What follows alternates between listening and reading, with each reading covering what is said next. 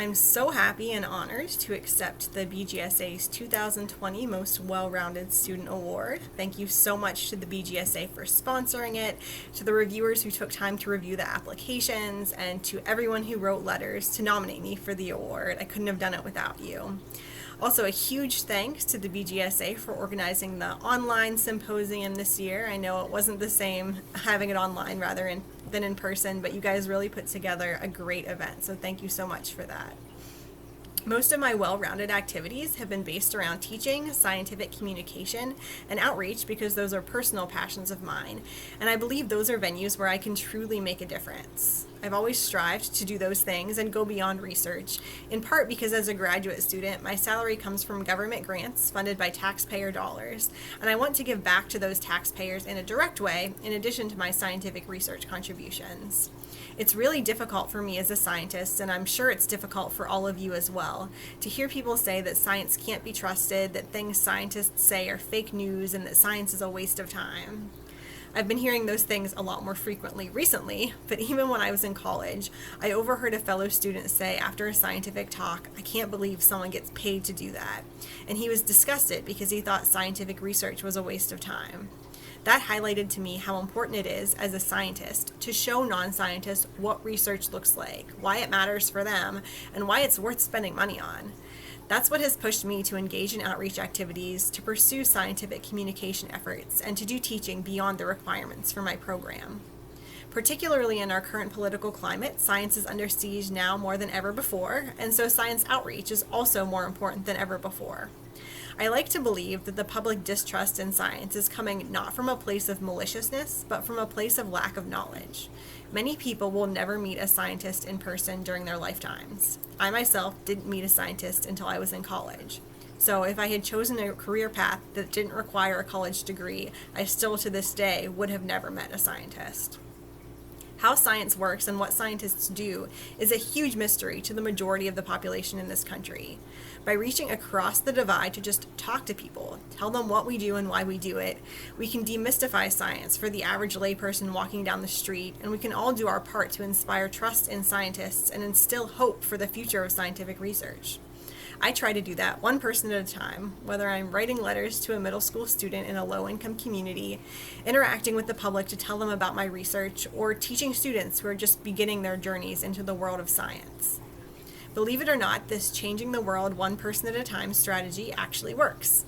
I've gotten feedback from people who, after talking to me, have told me that science finally makes sense to them, and from students who said they felt like a career in science was actually possible.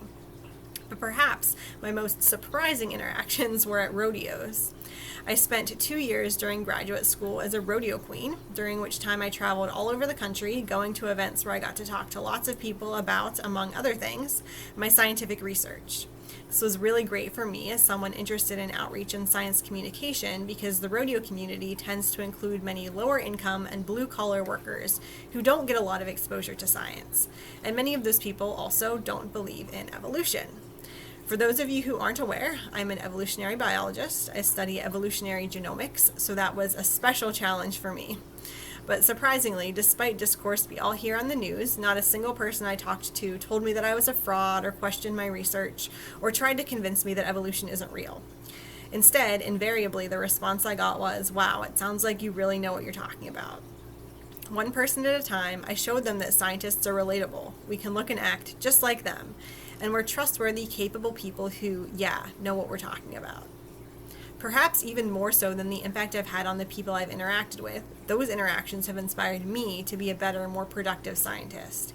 The main argument I've always heard against scientists doing outreach is that it's a waste of time and you'll be more productive if you just focus on research. But I definitely haven't found that to be true. I'll likely have half a dozen first author papers from my graduate years by the time I defend my thesis next summer, alongside several other middle author contributions. And I'm on track to finish my PhD about 5 years after starting, which is the expected length of my program. I've earned extra grant funding to support my research. I've mentored numerous high school and undergraduate students. I'm an active reviewer at a couple journals, and I present my research at least one national conference every year in addition to local gatherings like this symposium, and I've won some prizes for those posters and presentations. I've been able to complete all of that while being a rodeo queen, taking on additional teaching projects, writing scientific blogs, participating in the Letters to a Pre-Scientist program, launching a brand new outreach program at a local high school, assisting with my lab's outreach at SciTech, helping to run the Tech Bio RU in my department. I've always and I will always stand by the sentiment that I've been a productive graduate student, not in spite of my activities outside of research, but indeed because of them. Because even on days when my research just isn't working and when I'm so frustrated that I want to quit, my outreach reminds me that who I am and what I do as a scientist is valuable and worthwhile, and that is what keeps me going. I know not everyone feels the same passion for outreach as I do, but I want to encourage every one of you listening today to do some kind of outreach because it's good for science, it's good for your career, and it's good for you as a person. Write a science blog, make a fun science video, volunteer, research all the great outreach projects that you can be a part of here at Pitt and the world beyond.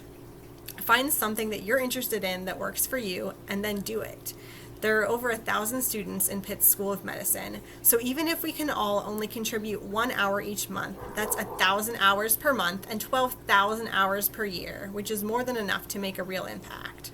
If we all do our part, we can work together to engage with the public and restore trust in science. I'm always encouraging people in my department to do more outreach. Now I get to do the same with all of you. We can all change the world just one person at a time, so go out and do it.